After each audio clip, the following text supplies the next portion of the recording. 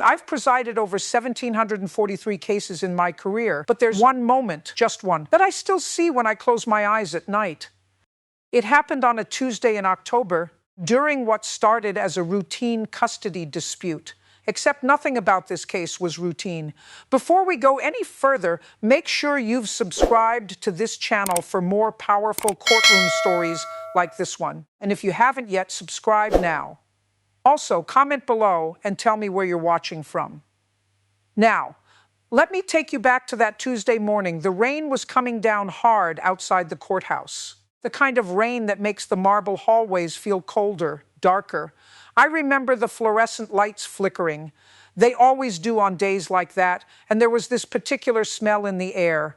Old wood, wet concrete, fear. You learn to recognize that smell after 20 years on the bench. The case file reads simple enough. Mitchell v. Carter. A father fighting for custody of his 12-year-old son, Marcus. The mother, Ava Mitchell, had primary custody. The father, Daniel Carter, was a construction foreman, steady job, decent income. He wanted more time with his boy. That's what the paperwork said anyway. But when Daniel walked into my courtroom that morning, something felt different. His shoulders were tense.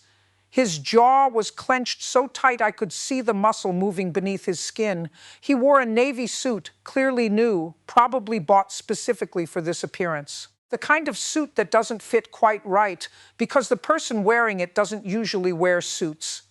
His hands trembled slightly as he sat down. I've learned to read trembling hands.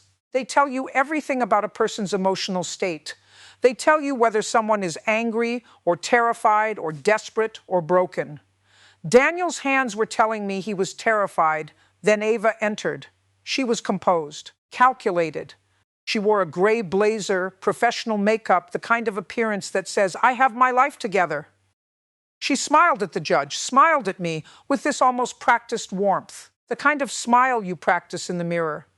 Her attorney, a woman named Rachel Hayes, sat beside her with a stack of documents so thick it required both hands to carry. But it was Marcus I noticed most. He walked in behind his mother, and immediately, and I mean immediately, he turned away from his father. Not just turned. He refused to look in Daniel's direction.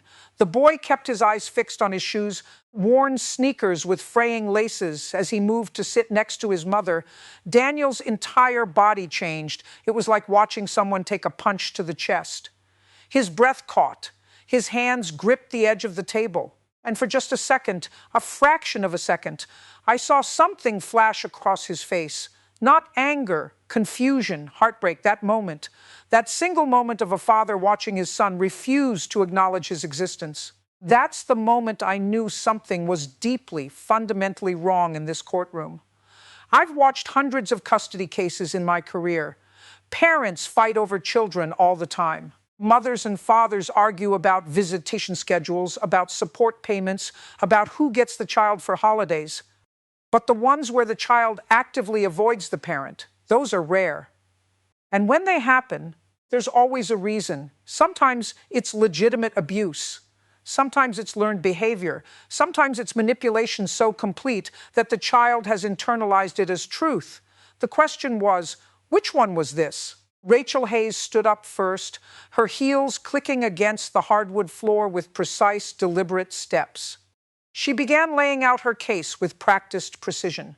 She spoke about stability, about Marcus's school performance, about the importance of consistency. She used words like disruption and routine and emotional well-being, all of it technically accurate. All of it carefully designed to paint Daniel as an outsider trying to disturb his son's peaceful world. I listened carefully. This is where lawyers reveal themselves, not in their big arguments, but in the words they choose, the narrative they construct, the way they frame reality. But then she said something that made me lean forward. Your Honor, we have documentation of concerning behavior during previous visitations. Patterns that suggest the defendant may not be emotionally equipped for extended custody.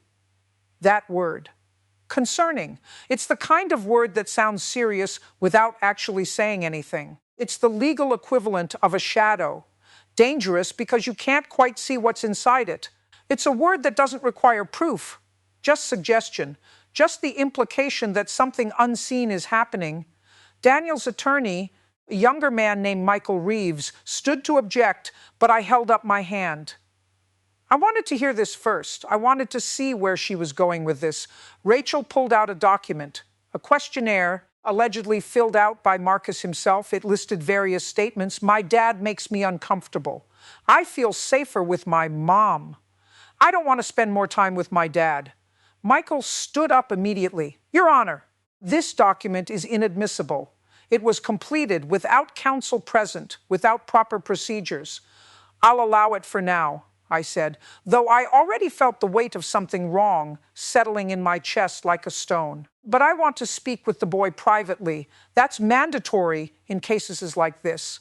I've been a judge long enough to know that a child's voice in a custody case is the most powerful evidence in that courtroom. More powerful than documents, more powerful than expert testimony, more powerful than the rhetoric of lawyers. A child's truth, or what they've been taught to believe is their truth, carries weight that nothing else can match. And that's exactly why these cases are so dangerous, because sometimes a child's truth is manufactured. I called Marcus into my private chambers. Just me, the boy, and a court-appointed child advocate named Dr. Patricia Ashford. No lawyers, no parents hovering, just space for a child to speak without fear of immediate consequences. Marcus sat across from me in that small office, and I noticed everything. His leg bouncing under the table in a rhythmic pattern that suggested anxiety. His fingernails bitten down to the quick with red, raw skins around them, evidence of nervous habits. The way his eyes darted toward the door every few seconds, as if he expected someone to burst through and stop him from talking. He was terrified, not the normal nervousness of a child in a judge's office. This was something deeper. This was the terror of a child who knew that what he said in this room mattered and that the consequences of saying the wrong thing were severe.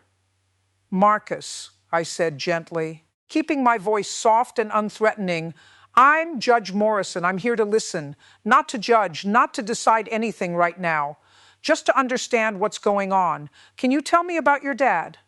The boy's jaw tightened. His leg bounced faster. He's fine, Marcus whispered. Fine?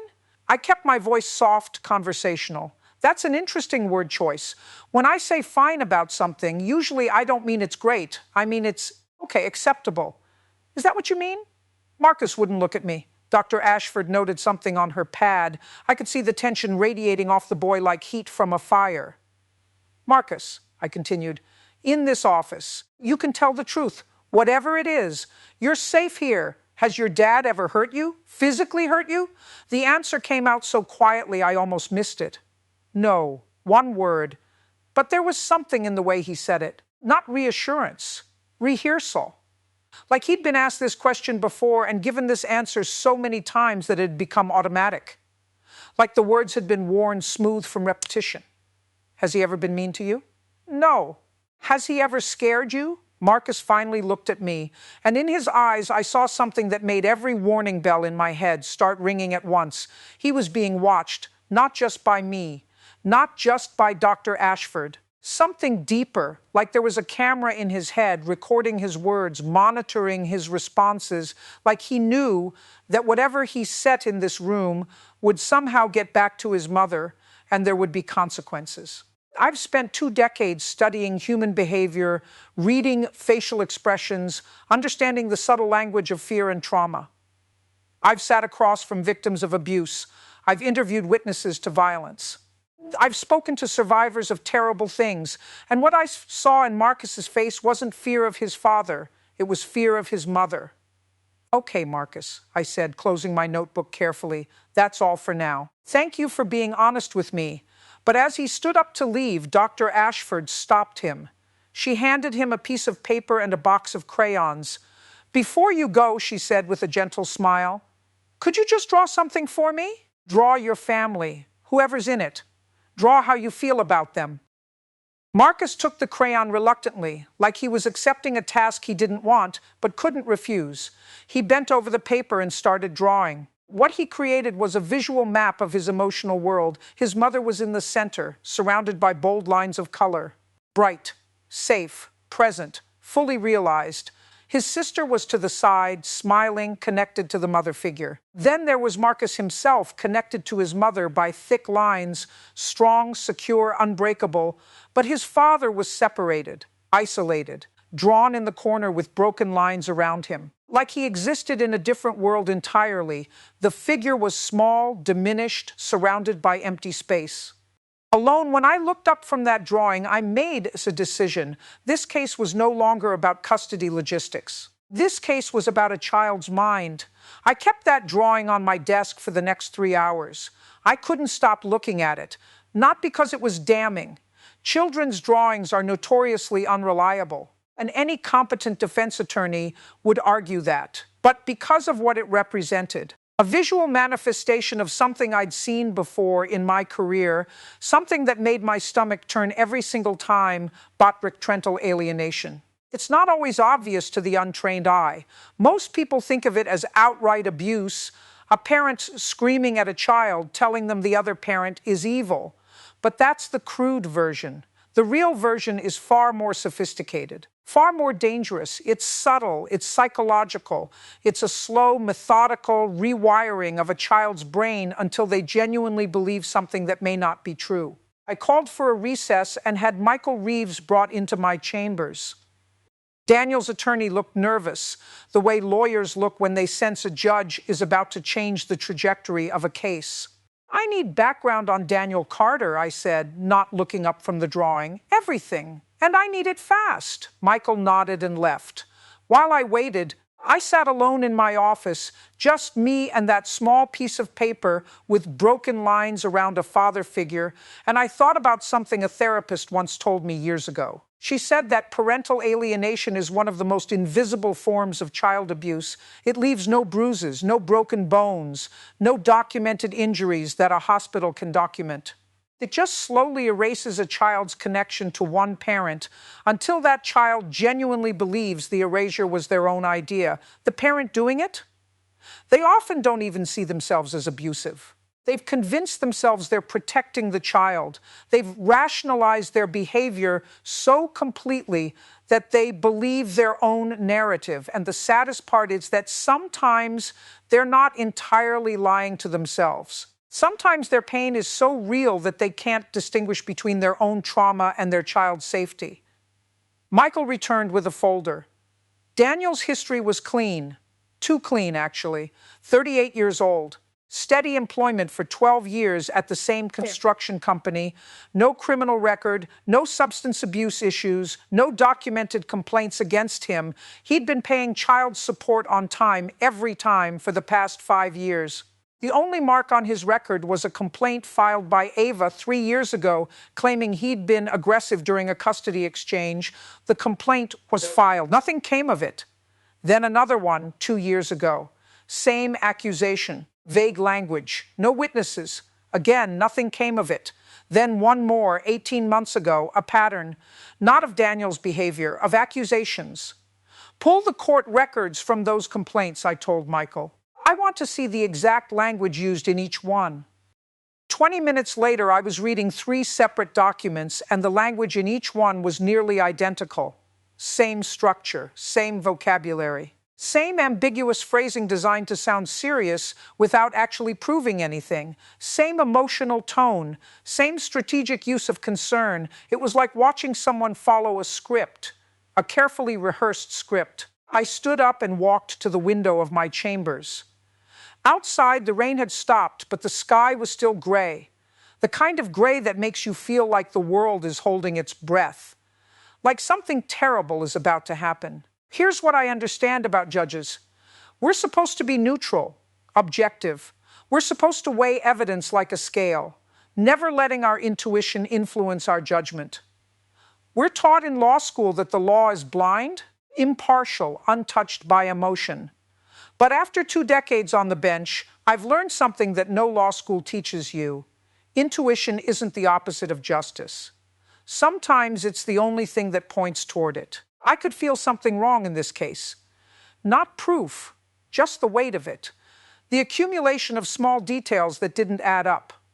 The way Marcus had drawn his father, the rehearsed way he'd answered my questions in chambers. The pattern of accusations filed against Daniel, similar in structure, similar in tone, similar in their lack of substantive evidence. The practiced smile on Ava's face when she entered the courtroom this morning. I called everyone back. The courtroom was different now, quieter. The fluorescent lights seemed dimmer, like the entire room had sensed the shift in the case. People tensed differently. I could see it in the way the court reporter sat up straighter, the way the bailiff moved closer to his post, the way Daniel gripped the edge of the table with white knuckles, hopeful and terrified at the same time. He knew something was about to happen. "I want to call Marcus back to the stand," I announced. "But this time I'm going to ask some different questions." Ava's face changed. Just slightly, a tightening around the eyes. A barely perceptible shift in her breathing. Rachel Hayes stood up immediately. "Your Honor, the child has already been interviewed." "Sit down, Ms. Hayes," I said quietly. "Unless you'd like to explain to this court why you're preventing a child from speaking." She sat down. Marcus was brought back in. He looked smaller this time, like the act of being called back had diminished him somehow. He sat in the witness box, and I could see his leg bouncing again, faster this time, more desperate, more panicked. "Marcus," I began, keeping my voice gentle, "I want to ask you something, and I want you to think very carefully before you answer. Has your mother ever told you that your father was dangerous or unsafe?" The boy's eyes went to his mother, just for a fraction of a second. But it was enough. It was a reflex, an automatic check-in, a habitual verification that he wasn't saying something that would anger or disappoint her. "Has she ever told you things about your dad? Things that made you scared?" I don't remember," Marcus whispered. "I think you do," I said gently, not unkindly. "I think you remember very clearly. Has your mother ever told you not to talk about certain things? Not to tell your dad certain information?" Michael stood up. "Objection, Your Honor. You're leading the witness." "Overruled," I said. "I'm trying to establish patterns of communication. There's a difference." Marcus's hands were shaking now. His entire body was vibrating with some kind of internal conflict, like two parts of himself were fighting for control, like he was caught between his conditioned belief and his emerging awareness of the truth. She said I needed to be careful," he finally said. "That dad had problems." "What kind of problems?" I'm not supposed to say." And there it was. The moment the entire case shifted on its axis. A 12-year-old boy sitting in a witness box, unable to articulate accusations against his father because he'd been conditioned not to, not threatened with violence, necessarily, conditioned. There's a subtle but crucial difference. Threats are obvious, blunt, easy to document. Conditioning is invisible, psychological, insidious. Ava's composure cracked. Just a tiny fracture, but I saw it. Her hand moved to her throat. Her breathing became shallow. I looked at Dr. Ashford, who was sitting in the back of the courtroom. Our eyes met. She nodded slightly. She saw it too. "Marcus," I said, "who told you that you shouldn't talk about your dad? Was it your mom?" The boy started to cry. Not dramatic tears, not theatrical crying designed to influence the courtroom. Silent tears, the kind that come from deep internal suffering, the kind that indicate something has broken inside a child. "I need a 15-minute recess," I announced. "Everyone except Dr. Ashford and the court-appointed psychologist needs to leave this courtroom." People shuffled out slowly. The bailiff guided people toward the exit. But it was Ava. I watched most closely. She walked past her son without looking at him, didn't touch his shoulder, didn't offer comfort, didn't acknowledge his distress. She just walked out, her expression hardening into something cold and calculated. That detail stayed with me. Most parents, even guilty ones, check on their child when that child is in distress. It's an instinct, a biological response. Ava just walked out, which told me that her concern for Marcus was secondary to her concern for the case. Daniel watched his son cry, and I could see the understanding dawning on his face. The slow realization that everything, all of it, had been orchestrated, that his son's fear of him wasn't spontaneous. It was constructed. It was planted and nurtured and grown like a poisonous plant in his child's mind. When everyone reconvened, I made an announcement that I knew would ignite the courtroom. This court is ordering a comprehensive psychological evaluation of both Marcus and Ava Mitchell. I am also ordering a re-evaluation of Daniel Carter's fitness as a parent, conducted by an independent third-party psychologist with expertise in parental alienation. Until those evaluations are complete, I am suspending the current custody arrangement and implementing temporary joint physical custody with supervised visitation. Rachel Hayes jumped to her feet. Your Honor, there's absolutely no legal precedent for. There is plenty of precedent for protecting a child's mental health, Ms. Hayes, I interrupted. And I have serious concerns that this child is being psychologically manipulated. Whether or not those concerns prove founded, we cannot continue with the current arrangement while I investigate. The courtroom erupted, not loudly. It was more subtle than that. It was the sound of shock, the kind of silence that comes right before chaos. People whispered to each other. Journalists scribbled notes. Observers looked at each other in surprise. But the most important moment happened after I adjourned. Daniel approached the bench as everyone was leaving. His eyes were red. His voice was hoarse. Judge Morrison, he said, is Marcus going to be okay? And I realized something in that moment that would haunt me for the rest of this case. A father standing in front of a judge wasn't asking about custody rights or visitation schedules or legal victories. He wasn't asking about winning. He was asking about his son's well-being. He was asking if the child was going to survive what had been done to him. That's when I understood the real tragedy of this case. It wasn't about Daniel versus Ava.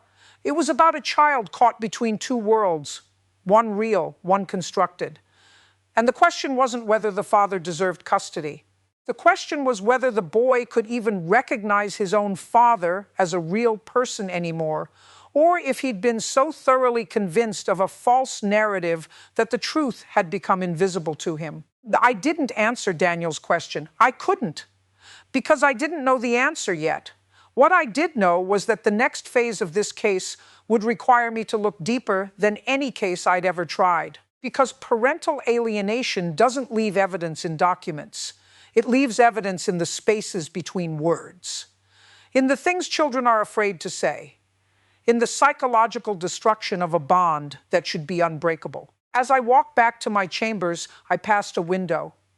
The rain had started again.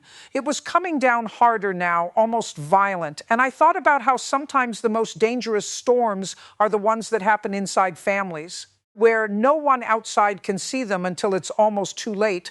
The psychological evaluations took 4 weeks. 4 weeks of Marcus seeing a therapist twice a week. 4 weeks of Ava being assessed by a court-appointed psychiatrist. 4 weeks of Daniel sitting in his apartment, probably staring at the walls, wondering if his son would ever look at him again. I didn't sleep much during those 4 weeks. I kept thinking about something Marcus had said during that second interview. I'm not supposed to say. Those 6 words contained an entire universe of pain. A child policing his own speech. A child afraid of his own mother. A child living in a state of constant psychological surveillance. The first report came back on a Thursday morning. Dr. Patricia Ashford had evaluated Marcus 3 times.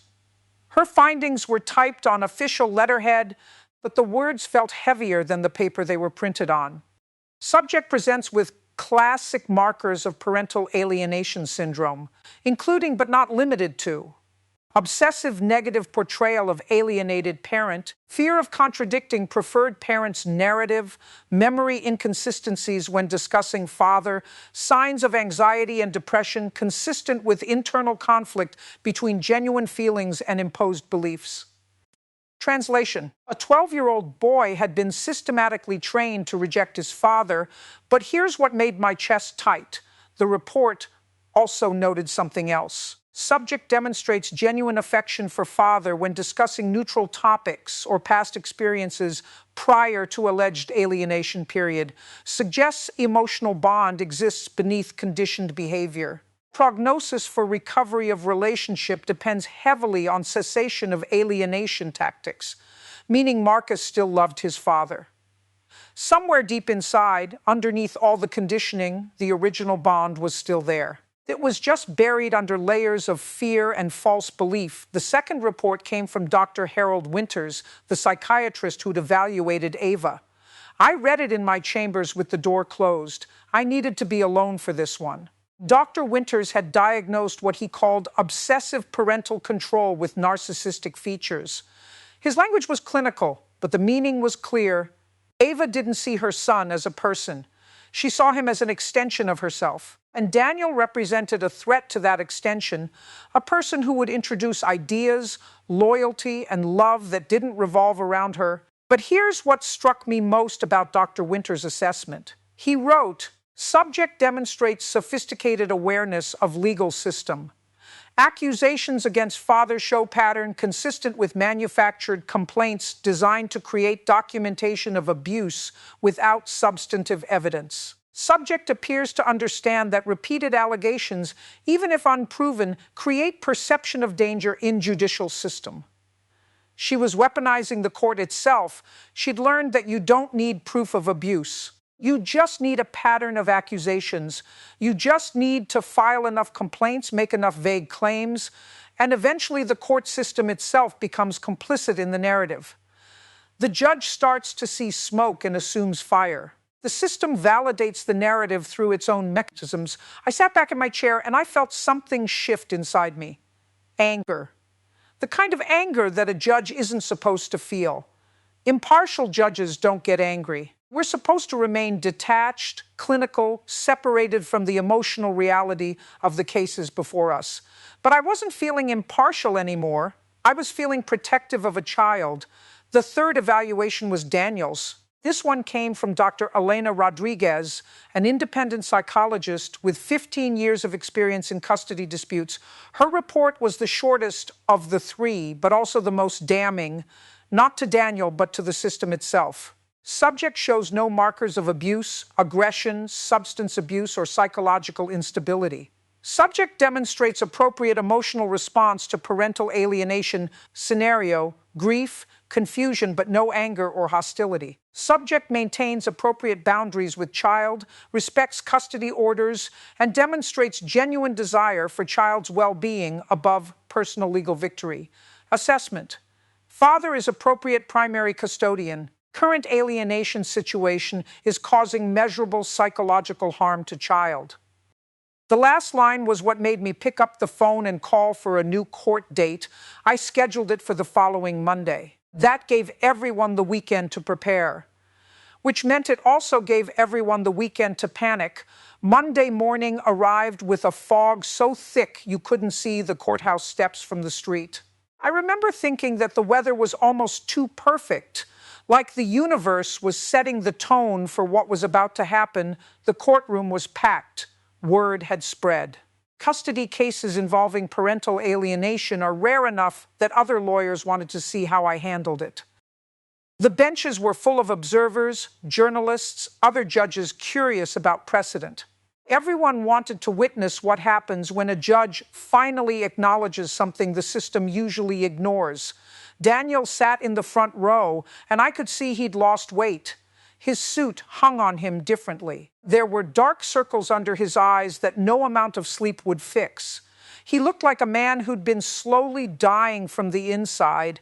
Ava sat on the other side with Rachel Hayes, and her expression was different, too. The practiced composure was gone, replaced by something harder. Something that looked almost like defiance, like she was preparing for war. I opened with a statement that I knew would reshape the entire case. This court has reviewed the psychological evaluations submitted by all three court-appointed mental health professionals. Based on those evaluations, I have determined that there is evidence of systematic parental alienation occurring in this case. This court further determines that said alienation constitutes psychological harm to the minor child, Marcus Carter. Rachel Hayes stood immediately. Your Honor, the evaluation of parental alienation is itself contested in the psychological community. There is no DSM diagnosis for "Sit down, Ms. Hayes," I said, not looking at her. "You can argue semantics if you want, but what I have is 3 independent mental health professionals agreeing on one thing.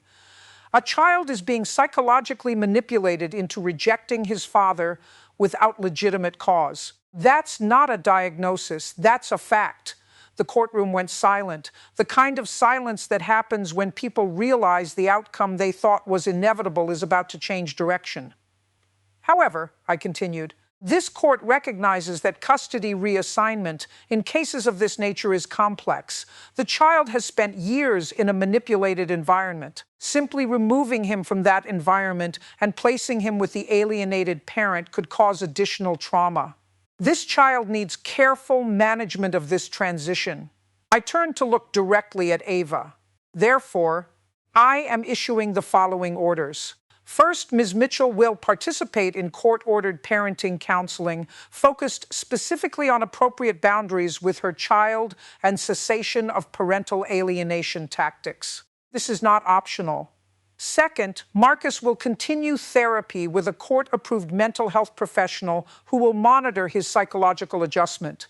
Third, there will be a transition period of 3 months during which Daniel Carter will have supervised visitation, gradually increasing in frequency and duration as Marcus demonstrates psychological adjustment." And I added, letting the weight of the words settle into the courtroom, "At the end of that 3-month period, if progress is satisfactory, primary custody will transfer to Daniel Carter." The word transfer hung in the air like a physical object, like something concrete and real that everyone could feel. Ava's face went white. Actually white. The color drained from her skin so completely that for a moment I thought she might pass out. Her hands gripped the table. Her attorney leaned over to whisper something, but Ava wasn't listening. Rachel Hayes was already calculating her next move, but I wasn't giving her one. "Any further legal challenges to this order will be considered vexatious litigation designed to continue the alienation pattern and will result in sanctions against both the parent and the attorney. Do I make myself clear?" Rachel nodded slowly. She understood. I'd just told her that if she continued fighting this case, I would find her in contempt. I would add additional consequences. The calculus of litigation had shifted, but the moment that really stayed with me, the moment that would replay in my mind 1,000 times, happened after the hearing concluded. Marcus was standing near the exit with his mother when Daniel approached, slowly, carefully, like he was approaching a wild animal that might bolt at any moment. He was protecting himself against the rejection he expected. "Hey, buddy," Daniel said softly. "I know this is confusing right now, but I want you to know that I love you. That's the only thing that matters to me. Not custody, not winning, just you, okay?" Marcus looked at his mother. His eyes darted to her face, searching for permission to respond, searching for signals about what he should feel and say. And in that moment, I saw the full scope of the damage. A child couldn't even speak to his own father without first checking his mother's emotional temperature. But then something happened that I didn't expect. Marcus looked back at his father, and for just a second, a fraction of a second, I saw recognition in his eyes, not the manufactured rejection. The real boy, the boy who remembered his father, the boy who was still buried under years of conditioning. "Okay." Marcus whispered. It was the smallest word, but in that courtroom, it felt like an earthquake. Ava's hand gripped Marcus's shoulder tightly. Too tightly. I saw the boy wince, saw the pain flash across his face. And I saw Daniel see it too. I could watch the realization wash over him. The understanding that his son had been hurt, not by him, by the person he'd entrusted with his child's care. The transition happened over 3 weeks. Slow. Painful, structured with clinical precision by Dr. Ashford, who understood that ripping a psychologically conditioned child away from his preferred parent, even an abusive one, requires careful orchestration. Daniel moved into a house large enough for Marcus to have his own room. He decorated it with input from a child psychologist, creating a space that felt safe but not infantilizing, not overly designed, just a room, a boy's room, with posters and books and space to exist. He attended parenting classes specifically designed for fathers reintegrating with alienated children. He learned patience strategies, de-escalation techniques, how to parent a child who flinched when you moved too quickly, how to not take rejection personally, how to keep showing up even when your child wouldn't look at you. The first night Marcus stayed with him, the boy didn't sleep. Daniel sat outside his door all night, listening to his son cry into his pillow, not forcing anything, just being present, just existing nearby. Dr. Ashford's reports during this period were clinical but devastating. Subject demonstrates hypervigilance consistent with trauma response. Subject shows signs of anxiety, possibly depression. Subject has difficulty accepting paternal affection. Subject displays anger toward father that appears performative rather than genuine, suggesting internal conflict between taught beliefs and emerging reality. Translation: Marcus was breaking. By week 2, the boy had developed a stress-related skin condition. Red patches appeared on his arms and chest, his body literally rejecting the reality that conflicted with what he'd been taught. He stopped eating normally. He had nightmares where he'd wake up screaming. He called his mother obsessively, trying to maintain connection to the narrative.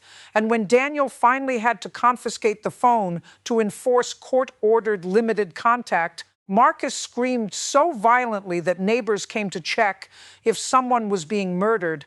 I remember reading those reports at home on a Sunday evening and feeling something I rarely feel as a judge: uncertainty about whether I'd made the right decision. But here's what I've learned in 20 years on the bench. Doing the right thing and doing the comfortable thing are almost never the same. And sometimes justice requires short-term pain for long-term healing. The turning point came in week 3. Daniel took Marcus to his workplace, a construction site where he was overseeing a renovation project. It wasn't planned therapy. It wasn't some calculated intervention. It was just a single father trying to show his son what his life actually looked like, trying to prove something through action rather than words. Marcus stood in the partially demolished building, surrounded by workers and power tools and the organized chaos of creation. And for the first time, he saw his father as something other than the monster he'd been taught to fear. He saw him as a man, a competent man, a man who other people respected, a man who knew things and could do things, a man who was trusted with responsibility. One of Daniel's co-workers, a man named Frank, who'd worked with Daniel for 7 years, came up and put his hand on Marcus's shoulder. "Your dad's the best foreman I've ever worked with," Frank said simply. "You should be proud of him." It was a small moment, inconsequential in the grand scheme of things. But according to Dr. Ashford's notes, something shifted in Marcus's expression at that moment. A crack in the narrative. A moment where the taught reality and the observable reality collided. That night, Marcus asked his father a question. "Mom said you were mean to her, that you scared her. But you're not like that." Daniel was sitting on the edge of Marcus's bed, reading a book. He closed the book carefully. He took his time before answering, because this was the moment. This was where everything could go sideways or forward. "Your mom and I didn't work out," Daniel said slowly, and that made her sad. Sometimes when people are sad, they remember things differently than how they actually happened, not on purpose. Their sadness changes how they see the past. It rewrites their memories. It makes them see threats that might not have been there. "But she said you hit her," Marcus whispered. "I never did," Daniel said, "and I never would. I'm not a perfect person, buddy, but I would never do that." Marcus was quiet for a long time. Then he asked something that broke my heart when I read it in the report. "Why did she tell me that? Why did she make me think you were bad?" "I think," Daniel said carefully, "because she was hurting, and she needed to believe that. And she thought if you believed it too, then she wouldn't be alone in her pain. You'd be united against me. You'd both be protecting each other. It felt like love to her, but it was actually using you. It wasn't therapy. It wasn't some magical healing moment, but it was honest. It was a father telling his son the truth in language a child could understand."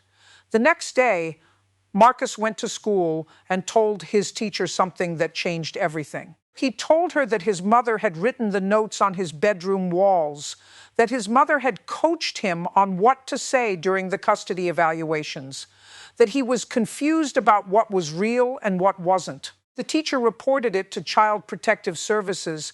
I found out about it when a CPS caseworker called my chambers asking for guidance, because now the case had shifted from civil custody dispute to potential criminal matter. What exactly did the child report?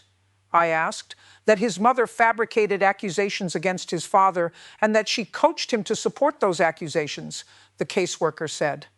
The child appears credible. He was detailed and specific about the timeline. He was able to describe exactly how his mother had asked him leading questions during therapy sessions. Is the child showing signs of coercion or recantation pressure? I asked. No, the caseworker said. Actually, the opposite. The child seems relieved to have told the truth. That relief was significant, because in parental alienation cases, children often recant when they realize the alienating parent will punish them for the truth. The fact that Marcus seemed relieved meant he was experiencing something like freedom. I issued a statement to the court that day announcing that I was recommending criminal investigation into Ava Mitchell's conduct, specifically for filing false reports with the court and for psychological abuse of a minor.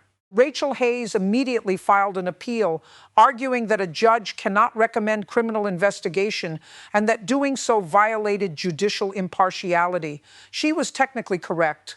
I had overstepped my authority. I had let my emotions influence my judgment. I had become an advocate rather than remaining impartial, but I didn't care, because sometimes the rule book is less important than protecting a child. The appeal went to the state appellate court, where 3 judges reviewed my decision. They ruled that while my recommendation was technically improper, the substance of my findings was supported by evidence. They upheld the custody order and allowed the criminal investigation to proceed. Ava was charged with filing false police reports, criminal harassment, and child endangerment. The charges were serious, not violent felonies, but serious enough that she would face real consequences. She took a plea deal. 6 months in county jail, 2 years of parenting counseling, and a restraining order preventing her from initiating contact with Marcus without supervision. But here's what most people don't understand about criminal justice in these cases. Conviction doesn't heal anything. It just creates closure. The real healing, that's a much longer process. That's measured in months and years, not in courtroom verdicts. Marcus started intensive therapy with Dr. Ashford, twice weekly, focused specifically on processing the psychological damage, on learning to distinguish between what he'd been taught and what was real, on rebuilding his relationship with his father while mourning the mother he thought he had but never actually existed. By month 4, he was sleeping better. The skin condition had cleared. He was eating normally again, but the psychological scars remained. They would always remain. I requested updates from Dr. Ashford for 6 months after the case officially closed, because I needed to know if the boy was going to be okay. The reports showed slow, steady progress. Marcus started drawing again. His father's figure no longer isolated in the corner, but integrated into family scenes. He began talking about his father with genuine affection mixed with appropriate wariness. He started asking questions about his mother with curiosity rather than defensiveness, which indicated he was developing the psychological capacity to see her as a complex person rather than either pure evil or pure good. One particular update stood out. Marcus had asked his father if it was possible to love someone who had hurt you, if it was okay to have complicated feelings about your mother, if forgiving her meant believing what she did was acceptable. Daniel told him, "You can love someone and still be angry at them. You can forgive someone and still know they hurt you. Those things don't cancel each other out. They exist together. That's what makes us human. We are complicated. We contain contradictions. We can hold multiple feelings at the same time." When I read that in Dr. Ashford's report, I had to step away from my desk for a moment, because that's wisdom. real wisdom, the kind that comes from surviving something terrible and still choosing compassion, the kind that no courtroom can teach, but only experience can build. If this story stayed with you, if you found yourself thinking about Marcus and Daniel, about the cost of manipulation and the power of persistence, make sure you're subscribed for more courtroom stories like this one. These cases stay with judges. They change the way we see justice. They remind us that behind every verdict is a human being trying to survive. And before you go, drop a comment and tell me where you're watching from tonight.